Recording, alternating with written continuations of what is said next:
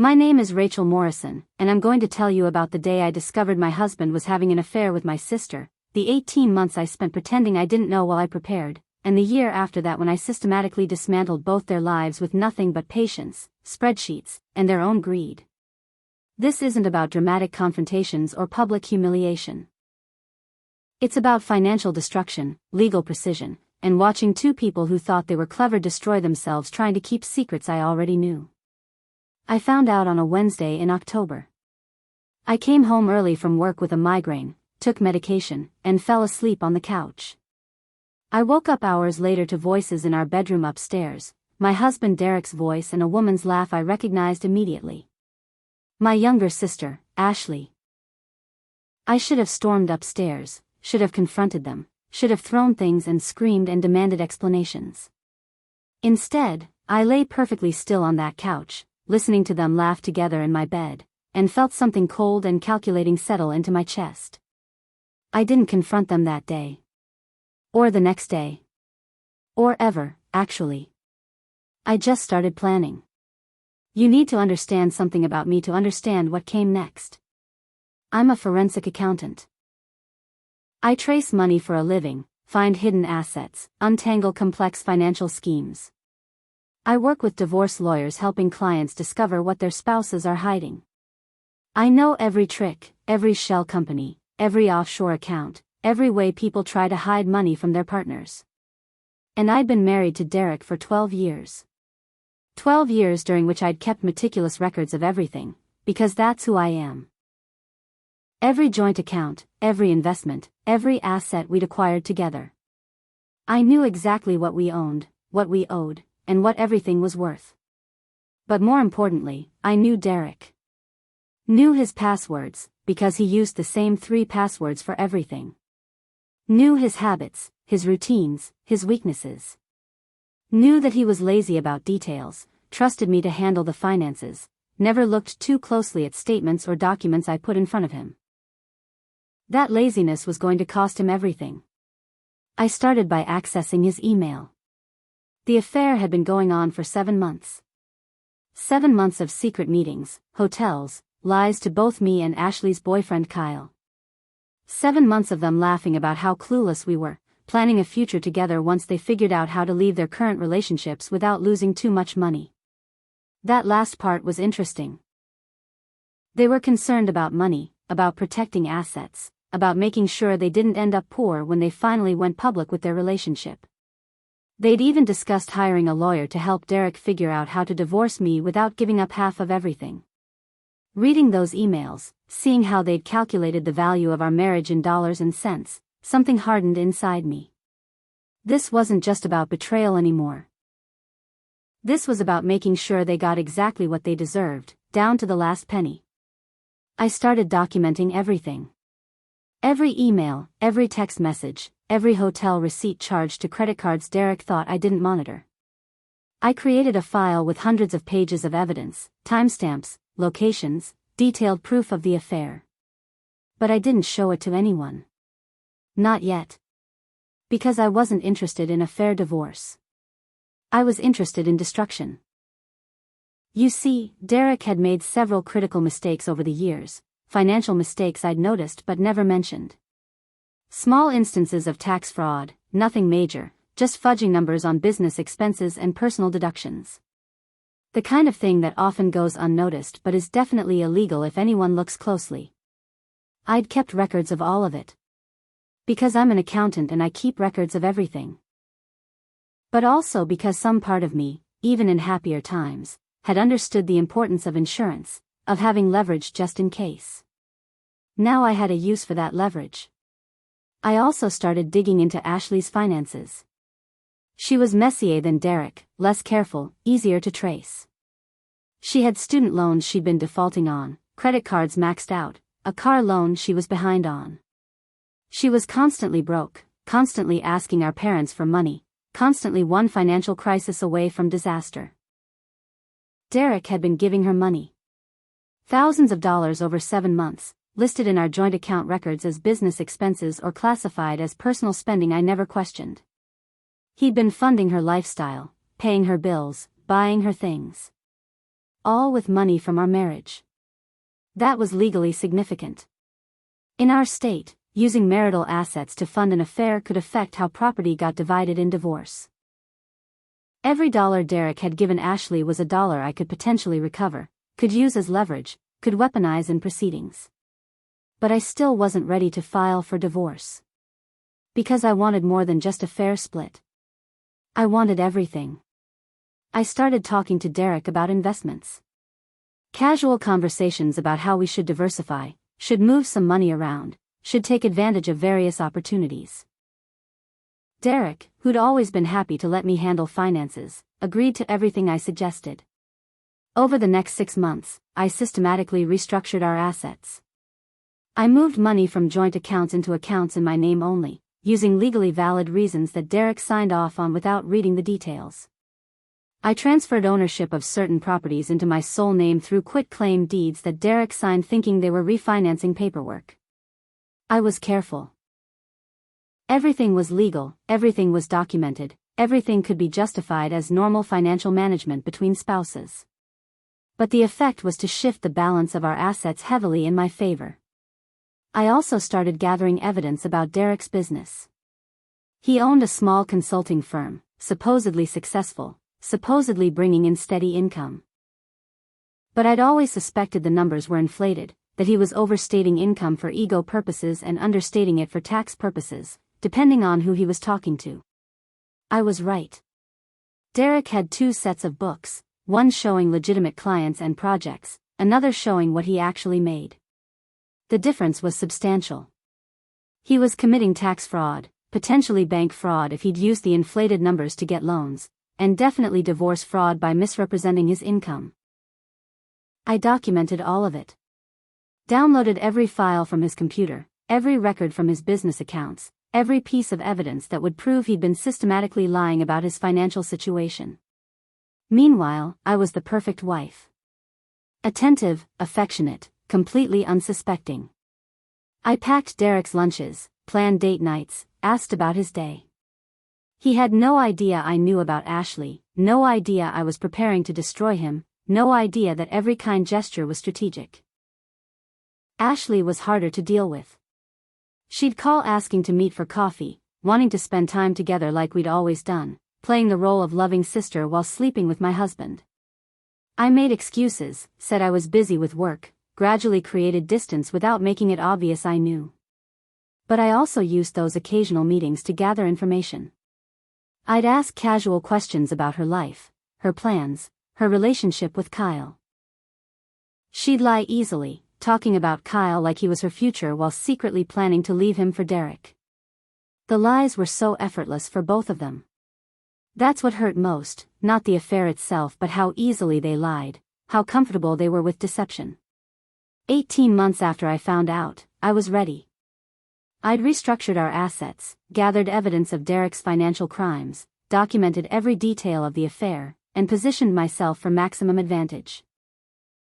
I filed for divorce on a Friday afternoon, using one of the best divorce attorneys in the state. The filing included a request for immediate temporary orders regarding asset distribution, detailed allegations of marital misconduct, and evidence of Derek using marital funds to support his affair. Derek was served at his office on Monday morning. He called me immediately, panicked, asking what was happening, saying we needed to talk. I told him to speak to my attorney and hung up. That afternoon, I did 3 more things. First, I filed a complaint with the IRS regarding Derek's tax fraud, including all the documentation I'd gathered. Second, I sent evidence of the affair to Kyle, Ashley's boyfriend, along with proof that Derek had been financially supporting her with marital assets. Third, I informed our parents about the affair, sending them copies of emails and text messages that made the situation undeniable. Derek and Ashley's carefully constructed secret exploded in one day. Kyle broke up with Ashley immediately. Our parents were devastated and furious, confronting Ashley about the betrayal. The IRS opened an investigation into Derek's taxes. And Derek realized that the wife who'd been handling their finances for 12 years had just handed him a legal nightmare. He tried to fight it. Hired a lawyer, claimed my asset restructuring was fraudulent, argued that I'd been planning this divorce and had illegally moved money to hide it from him. His lawyer demanded full financial discovery, thinking they'd find evidence of hidden assets or improper transfers. Discovery was my favorite part. Because everything I'd done was legal. Every transfer had been properly documented, every restructuring had legitimate business or tax justification, every signature Derek had provided was genuine. His lawyer couldn't prove fraud because there was no fraud, just strategic financial management that Derek had been too lazy and trusting to notice. Meanwhile, my attorney hammered him on the affair, on using marital assets to fund it, on his tax fraud and business deception. Every defense Derek tried crumbled under the weight of documentation I'd spent 18 months compiling. The IRS investigation was the real weapon though. Tax fraud is a federal crime. If convicted, Derek could face years in prison and hundreds of thousands in penalties. His business would be destroyed, his professional reputation ruined, his future earning potential eliminated. His lawyer advised him to settle the divorce quickly and favorably to me, hoping that cooperation might help with the IRS situation. Derek, facing potential prison time and the complete destruction of his career, had no choice but to agree. The settlement gave me almost everything. The house, most of our savings, his retirement accounts, everything we'd built together. Derek got his business, which was now worthless thanks to the IRS investigation, and enough money to hire criminal defense attorneys. I walked away from 12 years of marriage with full financial security and the satisfaction of watching Derek face consequences for both his betrayal and his crimes. But I wasn't done with Ashley. Ashley had lost Kyle, had been cut off financially by Derek, who was now desperate to minimize the appearance of having supported her during the affair, and was facing the anger and disappointment of our parents. But she still had her job, still had her apartment, still had the basic structure of her life intact. I wanted her to understand consequences more thoroughly. Ashley worked as a marketing coordinator for a mid-sized company. It was a good job, decent pay, room for advancement. She'd been there for 3 years and was generally well regarded by her supervisors. I knew from reading their emails that Ashley had used company resources for personal purposes during the affair. She'd used her company laptop to email Derek, had scheduled personal meetings during work hours claiming they were client consultations, had charged personal expenses to her company credit card and then reimbursed them to avoid raising suspicion. None of this was egregious, but it was all against company policy. And it was all documented in emails and records I'd saved. I sent an anonymous complaint to Ashley's company HR department, including evidence of policy violations. The company launched an investigation. They found everything I'd documented and more, including personal use of company time and resources that added up to significant policy breaches. Ashley was fired 6 weeks after my divorce was finalized.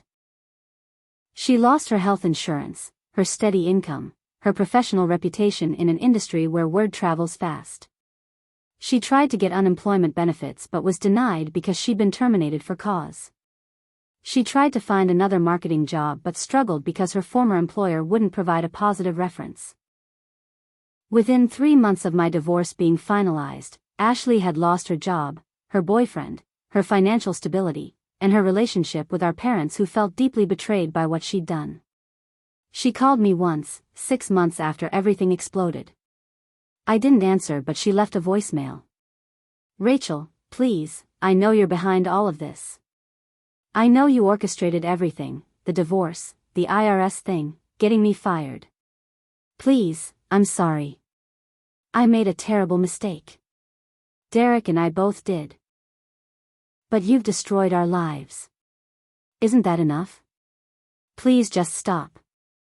I saved the voicemail but never responded. Because it wasn't enough. It would never be enough. They'd spent 7 months betraying me, laughing about how clueless I was, planning their future on the foundation of my destroyed marriage. They'd calculated the cost of leaving me and decided it was worth it as long as they protected their money. So I'd simply shown them the real cost. And I'd made sure they paid every penny. Derek's IRS case took 2 years to resolve. He eventually pleaded guilty to tax fraud and was sentenced to 18 months in federal prison plus substantial financial penalties. His business collapsed during the legal proceedings. His professional license was revoked. When he got out of prison, he was 50 years old, broke, with a criminal record that made employment nearly impossible.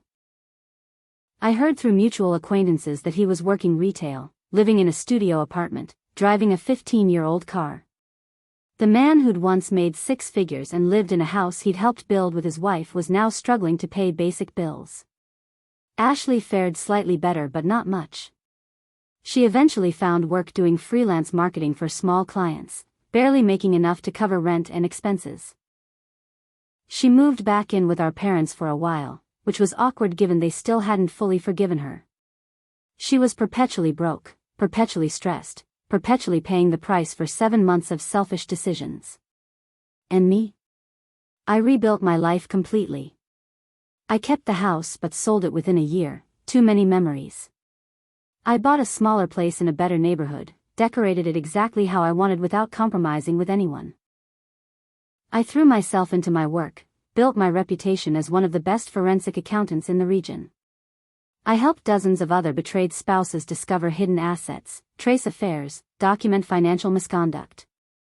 I became known as the person you hired when you wanted to make sure your cheating spouse got exactly what they deserved and not a penny more. Some clients wanted revenge like I'd pursued. Others just wanted fair outcomes.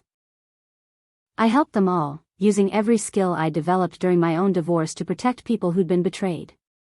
But I also started to notice something. The clients who pursued maximum revenge, who wanted to destroy their former spouses completely, often seemed hollow afterward. The victory didn't satisfy them the way they'd imagined. They'd gotten everything they wanted but still felt empty. I recognized that feeling because I felt it too. 2 years after my divorce, I was financially secure, professionally successful, and completely alone. I'd achieved total victory over Derek and Ashley. They'd paid heavily for what they'd done. But the satisfaction I'd anticipated, the sense of justice and completion, never fully materialized. I started therapy, something I probably should have done immediately after discovering the affair but had put off because I was too focused on revenge. My therapist, Dr. Sarah Chen, was direct in a way I appreciated. "You won," she said during one session. "You got everything you wanted. So why are you still angry?" "I'm not angry," I said. "I'm fine. They got what they deserved. You spent 2 years of your life planning and executing revenge. You destroyed 2 people, one of whom was your sister. You achieved complete financial and legal victory. But you're sitting in my office because something still doesn't feel right. Why?" I didn't have an answer. Or rather, I had an answer I didn't want to say out loud. Because the revenge had consumed me just as much as the betrayal had. Because I'd become someone cold and calculating, someone who could systematically destroy people without remorse.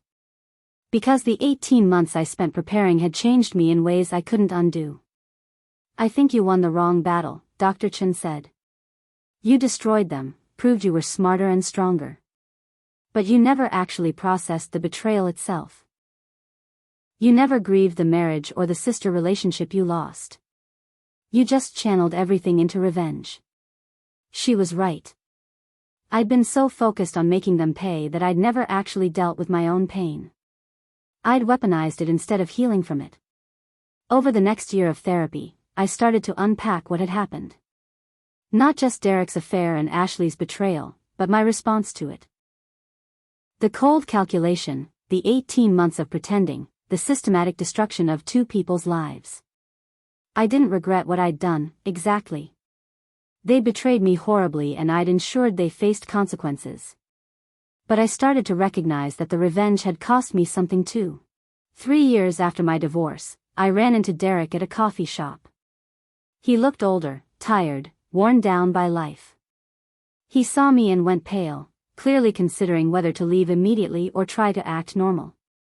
I surprised myself by walking over to him. "Derek." "Rachel." He looked nervous, defensive. "I'm not here to cause problems. I can leave if you want. You can stay. I just wanted to ask you something." "Why Ashley?" Of all the people you could have had an affair with, why my sister? Derek was quiet for a long time. Then he said, because she was there. Because it was easy. Because I'm a selfish person who didn't think about consequences. He paused. I know that's not a good answer. I know it doesn't make sense. I loved you, Rachel. I really did. But I was bored and she was interested, and I convinced myself it didn't mean anything. It meant everything. It meant the end of our marriage, your career, both your futures. I know. Believe me, I know. I've had years to think about what I threw away, what I destroyed. The 18 months in prison gave me plenty of time to understand exactly how stupid I was. Do you blame me? For reporting the tax fraud, for making sure you lost everything? Derek considered the question carefully. I blame myself for the tax fraud. I did that, that's on me. But yeah, part of me blames you for how thoroughly you destroyed both of us. You could have just divorced me. Instead, you made sure I went to prison, made sure Ashley lost everything. That went beyond justice into something else. It was revenge. I'm not going to pretend it was anything noble. Was it worth it? Derek asked. Did destroying us give you what you wanted? I thought about that question for a long time. No, I finally admitted. It gave me legal victory and financial security. But it didn't heal the betrayal. It didn't make me feel better. It just made me harder. Derek nodded slowly. I'm sorry, Rachel. For all of it. For cheating, for the betrayal, for throwing away 12 years. You deserved so much better than what I gave you. Yeah, I did. I stood to leave. Good luck, Derek. I mean that. I hope you figure out how to rebuild something. After that conversation, I called Ashley for the first time in 3 years. She answered cautiously, clearly shocked to see my name on her phone. Rachel? I wanted to talk. Are you available? We met at a park, neutral territory. Ashley looked different, older, less polished. The confidence she'd always carried was gone, replaced by visible wariness. I'm surprised you called, she said. After everything. I've been in therapy. Working through what happened, how I responded to it. I wanted to talk to you directly instead of just knowing about your life secondhand. You mean you wanted to see the damage you caused? I wanted to understand why. Why you did it. Why you betrayed me with Derek of all people. Ashley was quiet for a while. I don't have a good answer. I was jealous of you, I think.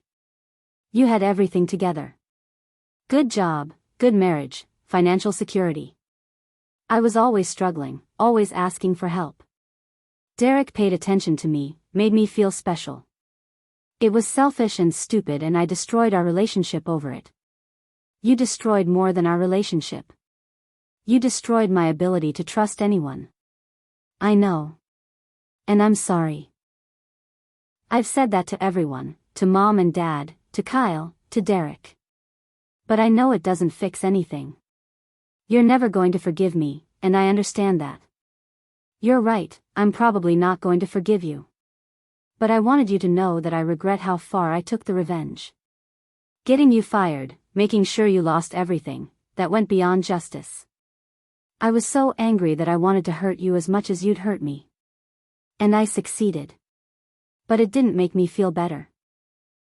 It just made me someone who could destroy their own sister without remorse.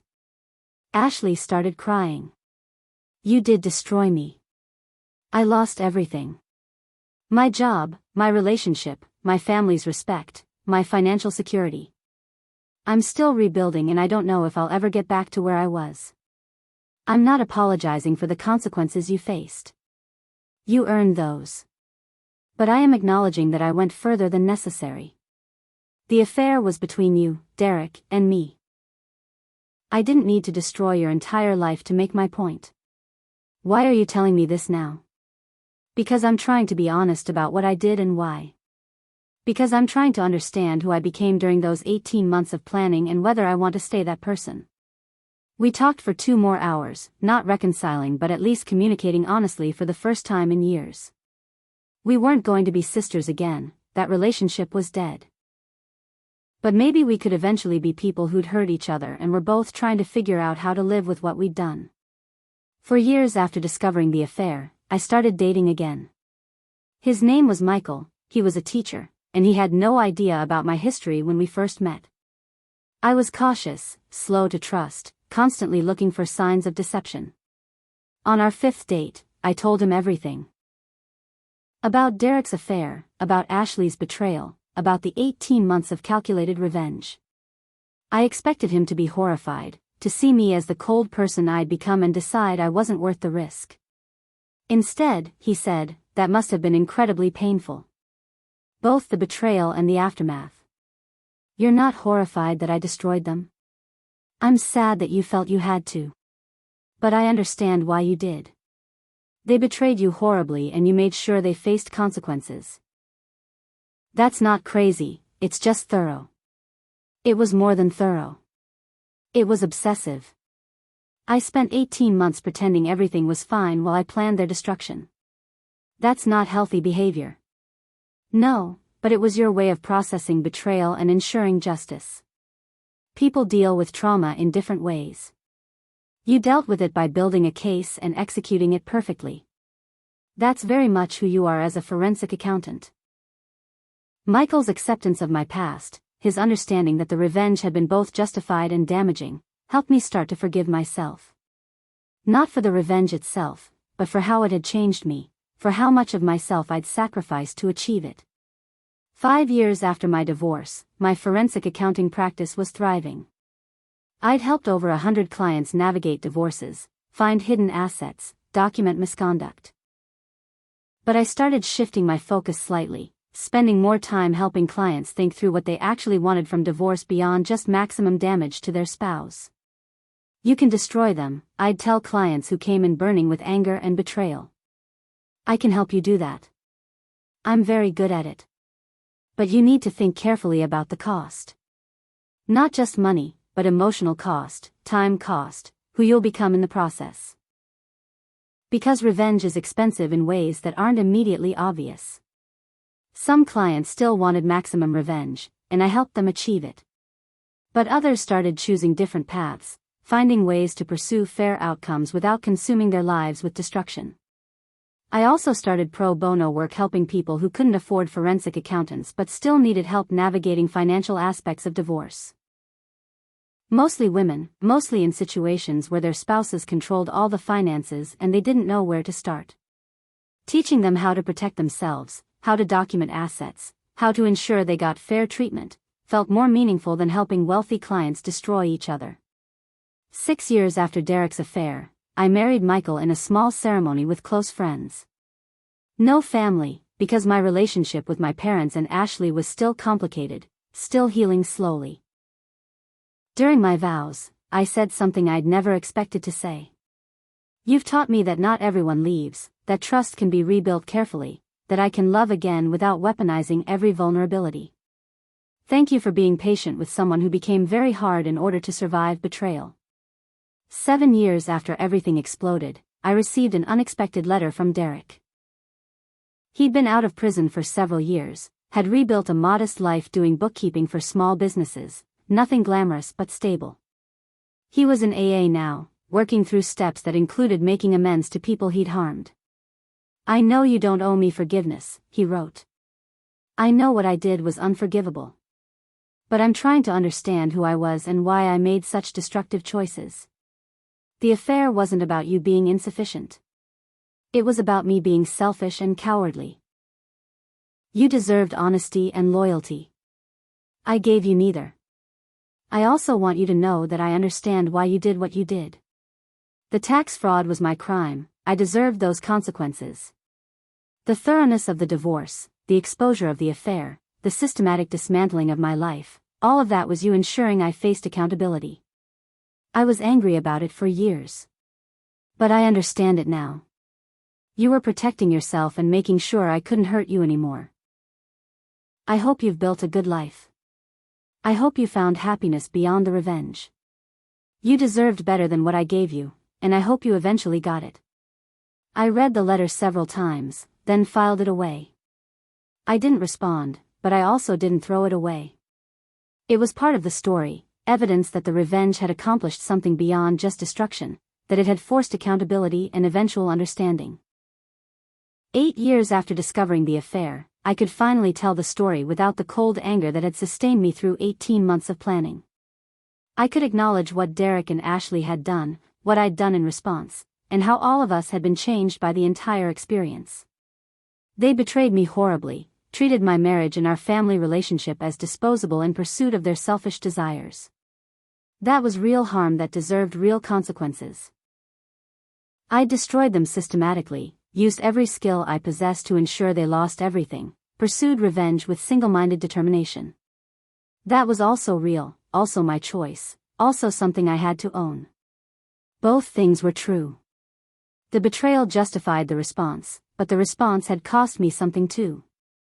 It had cost me years of my life consumed by revenge, had cost me the ability to trust easily, had cost me the relationship with my sister even if that relationship was based on lies. 10 years after that Wednesday when I woke up to voices in my bedroom, I could finally say I'd moved beyond it all.